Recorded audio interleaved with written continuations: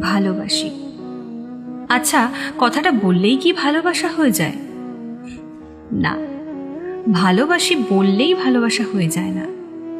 যেমন ধরো, আমি বললাম আমি তোমার জন্য জীবন দিয়ে দিতে পারি, কিন্তু তাতে কি সত্যিই জীবন দেওয়া হয়ে যায়?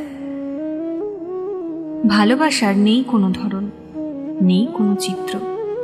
ভালোবাসা প্রকাশ্যে হয় না, অনুভূতিতে ধরা দেয়। ভালো থাকার জন্যই ভালোবাসা। মানুষ ভালোবাসে প্রিয়জনকে পাশে পাওয়ার আশায়। কিন্তু আমার মনে হয় পাবো কি পাবো না সেটা তো আমরা কেউই জানি না, কারণ আমরা মানুষ। কখন এই জীবন থেমে যাবে তার কোনো কিন্তু নিশ্চয়তা নেই।